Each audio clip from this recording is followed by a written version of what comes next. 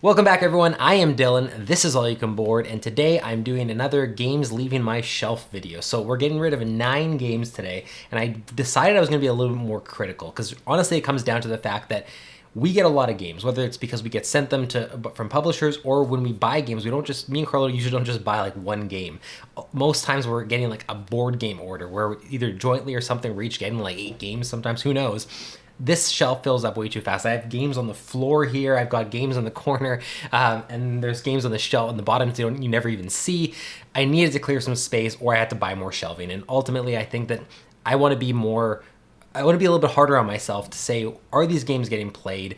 Do I have other games I gravitate towards instead of these? Like, do they even deserve a spot on my shelf anymore because of that? Maybe some of these games I can get rid of. A lot of them I enjoy, I like, and I would like to keep playing, but I just don't, for one reason or another, need to be the one that owns it and have it in my collection. I can play it at other people's houses. I can go to a board game cafe if I really want down the road. Some of them are accessible. I can just buy it again if I realize I made a mistake.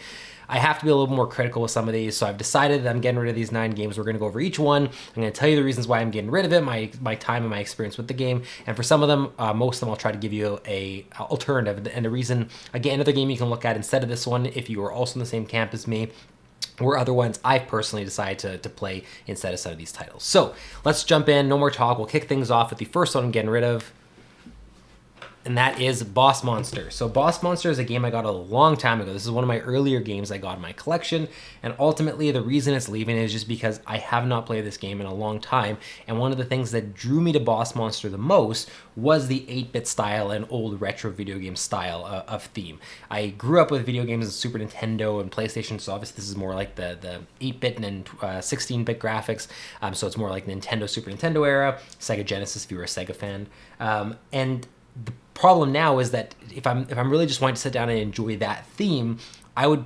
put Overboss on the table instead, because I much prefer Overboss, which funny enough is in the exact same universe. It's a Boss Monster adventure. I would play Overboss instead to get my fix from that theme. It does it really well. I get the same feeling from playing that. It's a completely different game style compared to Boss Monster. They're very different games, but the theme is pretty much identical, just a different coat of paint. So that means that I now bring Overboss to the table instead when I want to play a game of that theme. The actual gameplay in Boss Monster is fun, but I never found it to be compelling enough to sit down and go, oh, I really want to play Boss Monster specifically because of the gameplay. I always had fun with it. I've played at every single player count. I have enjoyed it, but I think this is what I'm content to play at a board game cafe with people when I go over to one with some friends, or if I know someone who ends up having Boss Monster and they want to play, I would gladly play. I just have not been the one suggesting to put this to the table, and no one else has been asking to play it. So ultimately, it needs to go to clear room for other games and to go into another home where other people can enjoy it. So my suggestion is, if you are also considering getting rid of Boss Monster, or you're looking for an alternative to Boss Monster, Overboss is a great game to look at. Again, different gameplay, but it will have the same kind of theme and give you that same sort of joy if you grew up with video games from Super Nintendo era. So you'll at least get that out of it. So this is the dungeon building card game. It's still a great game, but it's one that is leaving my shelf. Next up, another small game, and this one is called Divvy Dice. So Divvy Dice is from Stronghold Games, and it is the same kind of look and feel as the That's Pretty Clever, Twice as Clever, and Clever Cubed, I think is the trilogy of games. And that's really the reason I picked up Divvy Dice. I am a huge fan of those roll and writes, the Clever roll and writes. I love them. I play them on the app versions. I have the physical versions. They are tons of fun, very addictive, a great game to bring to the cabin to play, with like, if you want just a quick session of something, you can just roll some dice and see who gets the highest score. You can play it really quick. The rules overhead is very low. And so I got Divvy Dice thinking, oh, this is a sort of an offshoot. It's another one in that same kind of line. I liked those. I'll probably like this one. And I did have a good time with Divvy Dice. The problem is that after how much I enjoyed the Clever games, this one was just underwhelming. It has a different way to play it. It's not, everyone doesn't have their own paper sheet. You're basically getting these cards, the ones that are listed on here, and you're basically forming your own like grid in front of yourself. Every player has their own grid that they're forming of these cards. I think it's 3x3, but I'm not 100% sure. It's been a while since I played this now. And you're basically, when you roll the dice and everything, you're basically filling in numbers. Excuse me, got a frog in my throat. you fill in numbers on these cards that you're collecting, and each one scores differently, and sometimes their adjacencies will score depending on which cards are next to each other. So it does have some cool tableau building aspects where you're having to, put cards next to each other in a certain way to score max points. There's the rolling and luck element with the dice and having to manipulate dice to be able to, apply them to the certain cards that are going to score you the most points. So there's some cool stuff going on. The problem is every time I've sat down to play Divvy Dice, I've left the session going, yeah, it was fun, but I kind of just wish I would have played That's Pretty Clever or Twice as Clever or something like that. It's competing against games I absolutely love that do this stuff better than Divvy Dice does. So I think this is a more of an introductory. Well, I don't even, now that I'm saying that, there's some things that are even more complex in some ways than the clever games. I don't know if it's necessarily like a stepping stone into the clever games. I think if maybe you don't want to be writing on pads and you wanted something that's, just has a different feel than a roll and write because you're all rolled out and on these roll and writes, maybe this is an alternative you want to look at. But other than that, I just would much rather play the clever games. So that would be my recommendation if you were looking to get one, and that makes it hard for me to get Divvy Dice to the table because I'm never suggesting it. I'm saying, oh, let's play That's Pretty Clever, unless someone says I want to play Divvy Dice. So that's the reason it's leaving. It's up against stiff competition. Unfortunately, it always seems to miss the boat because of it. All right, next one is a big one here. Not big box, just a big game I'm getting rid of. I've had it for a while, and that is Mystic Vale. So Mystic Vale is a really unique deck builder from John D. Clare and AG, and it involves sleeved cards where instead of deck building by adding cards into the deck, you're basically adding onto each individual card. So all the cards in the game are basically see-through and have something either on the top, the bottom, the middle, or the top. And when every card can have a top, a middle, and a bottom on it. So you're basically adding 3 parts to every card that's in your deck. So your card construction more than your deck constructing. It's really unique. I've played this a whole bunch over the years that I've had it, and I've had fun every single time. Honestly, I haven't got this at the table throughout the entire pandemic, pretty much. So it's almost been 2 years since I last got this game to the table. Maybe I got it to the table once in there, but that would be it. And it's just the problem. There are a lot of deck builders out there, and even though that this is unique, and even though it completely, flips the table, so to speak, on the deck building system by making it a card building thing, for me to really get a lot of this, I'd have to start buying the expansions, and I'd have to really put a lot of time into Mystic Vale to continue to enjoy the system, because I've seen a lot of what this base game has to offer, and ultimately I think I would just be more intrigued to keep getting new and different deck builders than I would be to continually build up Mystic Vale. I feel like I saw what I wanted to see in this, and that was enough for me. I've played not the app version, the video game version. There's a version of this for the Nintendo Switch actually on the eShop if you weren't aware. And I played that one a bunch too. So I feel like I outplayed Mystic Vale, and I'm not currently willing to go get a bunch of expansions and expand on it. I'd rather just play other deck builders. And obviously we just naturally are always playing new games because of the YouTube channel. So for me, it just doesn't make much sense to have it in the collection anymore, and it's not getting played as much. And there's just always going to be stiff competition with deck builders. The good thing is, this card crafting system is not unique only to Mystic Vale. I think it's Dead Reckoning is their John D. Clare game that was on Kickstarter that also uses it. There might be other ones there, and if not, there will be more for sure. So there are other games I'm going to be able to enjoy the system with, and I am a big fan of John D. Clare as a designer. And what is it called? Rolling Heights, is that the? I think it's called Rolling Heights. It's coming to Kickstarter, I think, next month from John D. Clare. So I'm going to continue to check out his games. I'm going to continue to enjoy them. I'm going to continue to check out these card crafting deck builders as well. But Mystic Vale's time in my collection is up, and someone else will get this in their collection and be able to enjoy it as much as I did, hopefully.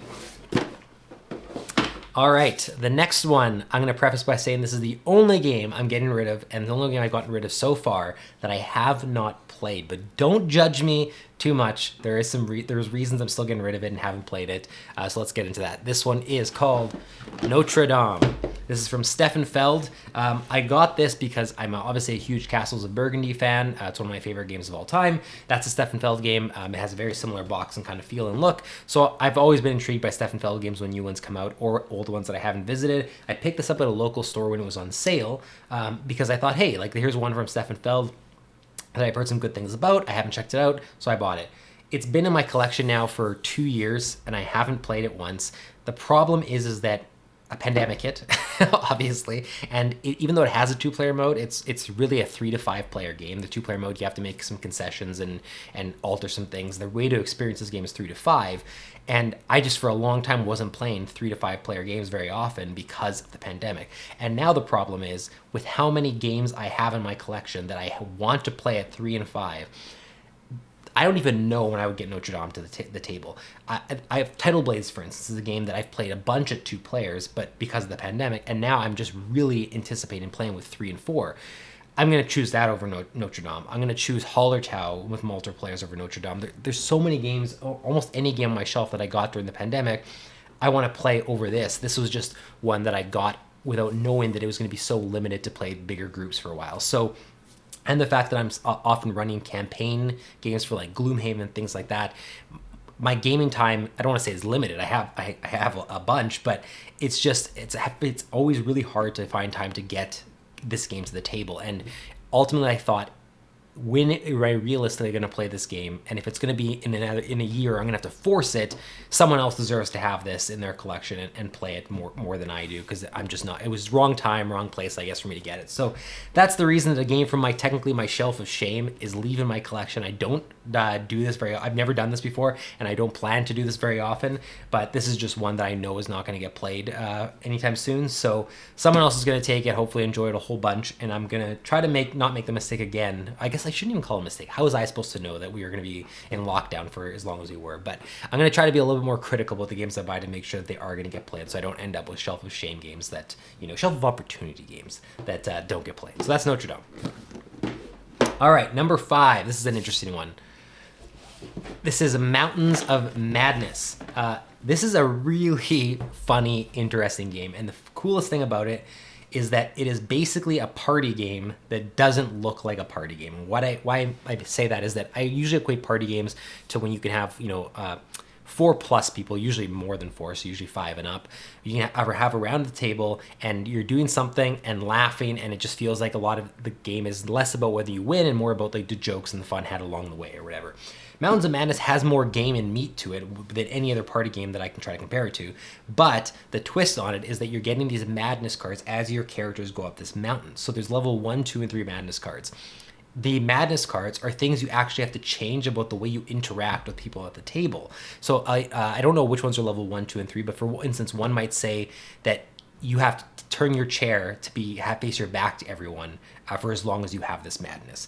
And no one else can read your madness card, so they just have to interpret what your madness card said, that you're now doing these weird things. One might be that every time you say a number, you can't say the number. You have to do a mathematical equation. So instead of saying the number 3, I'd have to say 1 plus 2, which this game is all about communicating what's in your hands to be able to decide after the timer's up, how you're going to blindly play your cards collectively to meet a goal. So I have to be able, normally I would say, okay, I have 7 of this, you have 3, you have 2, that's all we need, let's play those. But if I can't speak numbers, and instead of saying 7, I say, I have 3 plus 4 of this red card. People are going to go, what are you talking about? But that is what my madness has told me I have to do. There's ones where every time someone, before you talk to someone, you have to high five them before you're allowed to talk to them. So it's a game that you're just going to be laughing like crazy. Like, it is tons of fun, but I feel like after you've played it a few times, it's hard for me to justify getting to the table, because I have other party games that'll give me the same laughing feeling that I don't nearly have the rules overhead. And if I really want to get into a game of strategy, even though this has it, maybe I don't want the humor and the laughing. Maybe I just actually want to sit down and play like more of a regular traditional board game experience. So after I played it a certain number of times, it just got to the point where unless I was introducing it to someone new who I thought, oh, you're going to get a kick out of this, it very, very rarely hit the table with groups who I had already played it with. And that is sort of where it fell short for me. So it's a really fun game. I highly recommend checking out, especially I think for, families with, not super young kids, but, younger kids or even like teens and everything. Can probably have a lot of fun with this. Or if you just have people that you just love laughing with while you're having drinks or whatever the case may be, some of the madnesses are just hilarious to watch people do, where again, it becomes that it doesn't even matter if you've won or lost. It's just so much fun to play a game like this. So it's leaving my collection. I have other games I'd rather play when I'm looking for party games. Monstrosity would be one I would gravitate towards, like really fun party laughing type of environment of games. So that's why this is leaving my collection. But I would highly recommend, if you can get a chance to play it, check it out for yourself and see if it lands. Okay, next up, another party-ish style game. This is Mysterium. I shouldn't have called it a party-ish style game. That's the wrong word. I meant large group. It can play up to, I think, 7. Yeah, 2 to 7. And this is one you want to play with more players. So Mysterium is a game that's better with more, and it involves one person playing the game as a ghost, essentially, and you are silently, you're not allowed to speak, communicating to the other players through pictures, almost like if you've played Dixit, those kind of abstract paintings, pictures, things like that. You are basically communicating clues onto about who the murderer is and where they did it, and almost like Clue, like, you know, like who did it and where and with what, via these abstract images. And so you might give an image to someone and they don't know exactly what you're trying to convey, but they have to look at it and then look what's on the board and try to understand what you're communicating to them. And if you do well, they're going to get through the mansion or the building, whatever it is, quicker to be able to get to the end. And if you do poorly, they're going to get stuck and held up at different spots. So everyone's sort of working together to be able to figure out who the killer is and beat the game.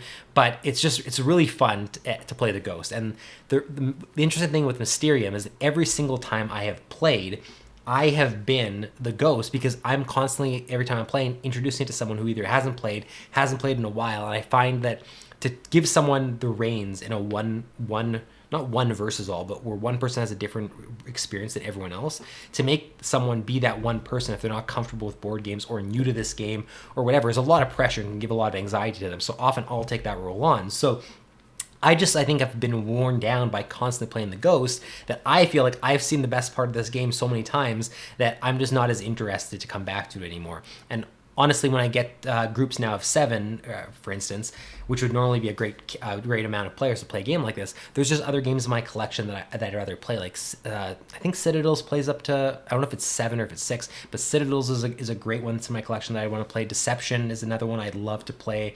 Murder in Hong Kong, Deception, Murder in Hong Kong. God, I butchered that. Is another one I'd rather play with a larger group. I have tons. I could go on, but it's hard because it's basically competing against all large group games for me. And you can play this at 4 and 5, and I'm not saying it's bad. It's still a great game. I've played it at those player counts. But again, when you have this many games to choose from, it starts to get tougher to get some of these games to the table. And Mysterium, I think, just falls in a tough spot for me. And I'm also really curious to check out Obscurio, which is very similar to Mysterium, and I don't need them both in my collection. So I figure me getting rid of this is opening the door for me to invite Obscurio into my collection, which I've heard is similar in some ways. So I'm interested to try that one out. I think you'll see me eventually pick that one. I have to try it, see if it replaces this, or if that one also leaves my collection. But that's one I'd recommend to check out if you're also looking to move on from Mysterium. Check out Obscurio, see if it's for you. Either way, I had a lot of fun with it, and I will never turn down a game if I'm at someone else's place and they want me to play, but I'm done being the ghost. I want to be one of the investigators or whatever it is. All right, the next game is this is a tough call for me. I wavered on this one for a bit. This is Rocketmen by Martin Wallace. So I backed this on Kickstarter, and this is it's a weird one. If you saw I'll probably link it above here, but if you saw our Own a Play It, Skip It, where I talked about Rocketmen, me and Carlo both left the first session we played of Rocketmen feeling really disappointed, or at least I did, going, ooh, like that did not land the way I was expecting it for how excited I was about what I was thinking this game was going to bring. But yet I left with this feeling being like, but I want to play it again. Like, is that what Martin Wallace games are? Are they supposed to make me feel awful, but I just have to come back for more? Is it like what is it about them? So we played it again, and I enjoyed it a little bit more the next time we played it, but I still felt let down and disappointed by some of the gameplay mechanics and the choices made, and still wanted to come back to it again. But I feel like for as much as I've wanted to come back to it, I think I've played it like 4 times now.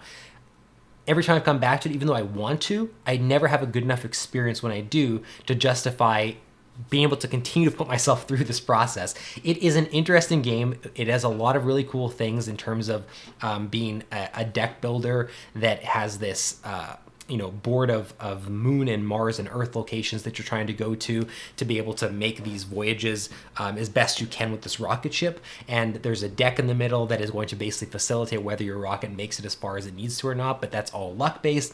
That's kind of where I got hung up, was the luck-based flipping these cards. You can manipulate that with your deck building and how well you do, but only to a certain extent. It's really punishing. And that's, like, honestly, I've heard that Martin Wallace games tend to be like that. Like I don't know if it's more punishing than Brass, for instance. Like I haven't played Brass Birmingham or Lancashire, but I really want to. So it's not necessarily that I'm against Martin Wallace's designs. It's just for some reason this one did not land with me, even though I did want to keep coming back to it. And the reason I almost decided to keep it was maybe I thought that the fact that I still want to keep coming back to it means I just am missing one thing about the experience, that as soon as I get that, I'm going to go, oh my God, like I love this game. Sort of like Res Arcana. Like Res Arcana took 2 plays for me to go, oh, wait a second. I'm not disappointed in this game. I actually love this game. So I was hoping that was going to be the case for Rocketmen. Unfortunately, it wasn't. So this is just a miss for me personally. You might like Rocketmen, and I've read some forum posts, and some people really do like the experience and how punishing it is. It does some really cool things. I think it is definitely worth trying, but for me, I can't justify it in the collection anymore. I'm rarely gonna choose to play unless me and Carlo want to give it another crack. I'm likely not going to introduce it to anyone new at this point because I already know that I don't really care for it too much. I don't want to put someone else through that potentially without knowing whether it's going to land with them. Carlo will be the only one I play with again at that point. You know, if he really is missing it, wants to play it, buy it off me, Carlo. I'll give you a discount. You know, I'll be generous. So that's Rocketmen, and that's why it's leaving my collection. In terms of alternatives you can think of for Rocketmen, any deck builder. I've enjoyed most of my other deck builders a lot more than that. Like Quest for El Dorado is another small deck building game that has a smaller deck like Rocketmen does that I think does things a lot better than Rocketmen does. So yeah, there's tons in the supply of deck builders to check out. If you really want more recommendations, let me know in the comments. I can suggest a couple other ones. All right, next one we're getting rid of. This is probably unheard of, but I'm getting rid of a Reiner Knizia game. I know. You're probably pick up your jaw off the floor. It's okay. Everything's fine. It's Sumatra. So I like Sumatra. This is not because I don't like the game. Honestly, it's because the problem with loving a designer so much that you get so many of his designs, so many of his games, play so many, is that there are going to be times where certain wires cross and there's similarities in game design and stuff. And if that happens, it can sometimes get to a point where it's like, when am I going to choose this over another one if I enjoy the other one more? Sumatra does a lot of interesting stuff that I haven't seen in other Knizia games that I've personally played. So that is one thing it has going for it. It's got some pretty good component quality and design too in the notebooks and everything like that. I really enjoyed it. It's hard for me to even describe what's similar about Sumatra to other Knizia games. So it's not in the whole gameplay design. It's in little like nuggets of like, oh, the way this moves is like this game, or the way that this plays is like this, the way your set collecting is like this. And there's enough of those that I could probably name, 10 other Reiner Knizia games that if I was sitting down and wanted a Knizia-esque style of game and that kind of fix, I would pick before Sumatra. And also, the main problem I had with Sumatra is that for how simple it really is at the end of the day, once you've learned the rules, it's a really simple system that just flies by. The initial rules explanation, for some reason, is such a hurdle. Like it's actually been surprisingly complex to explain these rules. Even when I did the rules tutorial video for this on our channel, it felt like it was a lot longer than I wanted it to be because there's intricacies you have to explain, otherwise people are going to have questions. And it just adds to the time limit. So for how simple the game is, I felt like the explanation, the rules were just a little bit too complicated, and that's just sort of goes against what I love about Reiner Knizia games. So for me personally, I enjoy it. I just don't think I'm ever going to want to be the one to suggest to play it again. I think I've played it enough. I'm glad I did. I'm glad I experienced another Knizia game. I have it to compare to, but I'm happy to sort of pass it on to someone else, let someone else experience it. I think it's a more of a, I don't want to say rare Knizia game, but more of an underappreciated one, or one that's not, widely talked about. So I think it's one of those hidden gems that someone will find and go, oh my God, like this landed perfectly with me. And I'm hoping that I can be the one to pass that on to eventually get to that person. So in terms of other games you can check out, honestly, there's tons of other Reiner Knizia games that I would recommend. Babylonia is another one that, it is newer and is really, really phenomenal. We obviously love Lost Cities. That's a lot different than this one. Witchstone is a brand new one that just came out that he was co-designer on that I absolutely adore. I would choose that over Sumatra any day of the week. So if you really want Knizia recommendations, let me know and I'll list a bunch more. Maybe one day we'll do a Knizia list video or something like that. We've certainly played enough to be able to do it. All right, the last game I'm getting rid of. You may have seen this one coming. The writing's been on the wall for a little bit. I've been waiting to pull the trigger. Finally gonna get rid of it. This is Tainted Grail with the expansions, the Kickstarter pledge. I've had a lot to say. Can I even get these on? You know what? I'm going to keep the expansions out of here. Just know that there are 2 boxes here. I'm going to just put the regular one here. Otherwise, I'm never going to get these on camera. Tainted Grail, I did an entire video on called Unpopular Opinions, Why I Don't Like Tainted Grail. Tainted Grail, last I checked, was in the top 100 games on Board Game Geek, which it's absurd to me. And I shouldn't say absurd, because I'm the biggest advocate for everyone having different opinions in board games and in any hobby in general. So I am thrilled and so interested when I hear someone say that they love a game I didn't like, or that they hated a game I like, because I just find it so interesting that we can have different opinions that way. It's the whole thing about, like, you know, when you taste something, how do I know that I'm tasting the same thing you're tasting? Because our taste buds could be different, right? I like that we can all be interested in different stuff. So I shouldn't say that it's absurd. It just, for me, it's nowhere near my top 100, right? So it's just surprising to me. It's more interesting than anything else. Tainted Grail is just, I love campaign games. I love legacy games. Gloomhaven is an experience that I'm never going to forget, and I'm looking forward to playing Frosthaven. I have a bunch of other campaign games that I've backed, or I'm considering backing or buying, that are going to be coming in the next couple years probably, and that probably won't stop. I'll keep getting more. So I don't want to say that I take my campaign games very seriously, or I critique them a lot, but Tainted Grail just had enough going on that when I play campaign games, I like to get 3 or 4 people together regularly to play. And that can be hard when you get to older and you have kids and you have responsibilities and jobs. And so if you're only meeting once a month and the experience is subpar or not as enjoyable, I have to be a little more critical and say, let's pull the plug, because this is not fun, rather than have to fight our way through something that we have to really organize and find time to do. Tainted Grail is just too much of a slog for me to enjoy. I've talked a lot about this stuff already, so I'm not going to get into all the details, but you're constantly feeling like you're having to grind for resources instead of actually enjoy the exploration and the adventure. The story and the thematics are so amazing in Tainted Grail, and I love exploring new territories and finding out the story and doing the choose your own adventure style of this thing in the journal to see how the outcomes are going to play out. But the game is working against you doing that so often. It's like it's almost like the game doesn't want you to experience its best part. It wants you to go and say, no, grind out this magic and food so that you can light this menhir. Don't go and explore this really exciting cavern where you don't know what you could find, which is such a weird thing to do, because if the game had just said, do what you want to do, everyone would have experienced the things that were so great about this game, and it would have been an entirely different experience in my book. I thought the combat was super interesting in Tainted Grail. It just was held back by a couple of things like that. So for me, I've played a large chunk, almost the entirety of the main box, and then I went solo through the last night, and the Age of Legends is one I was going to go after next. I never even ended up getting to Age of Legends. That went unplayed for me. I can't bring myself to go through another one, and I haven't finished either of the other 2. So my time with Tainted Grail is just done. There's no other way to put it. I've known it for a while. I held on to it for a while, but I think it's time for me to just pass this on to someone else. I'm hoping I can get into someone's hands who is enamored with this and loves it, because there's so much to love here and there's so much content that I want someone to be able to enjoy it and just like leave it going, oh my God, thank you so much. Like, this game was amazing. Like, that's what I want to hear from someone who gets it. It's just not going to be me or anyone that I personally know. We just all didn't have the experience we were hoping to have with it. And ultimately, Frosthaven is coming out this year. There's other games that have been announced or on Kickstarter, like Artisans of Splendid Vale, Aridia, Paths We Dare Tread, Oathsworn to the Deepwood. Like, there's so many games that I either have coming or I'm going to buy. They're campaign games. There's no way I'm going to get Tainted Grail to the table again. It's never going to happen.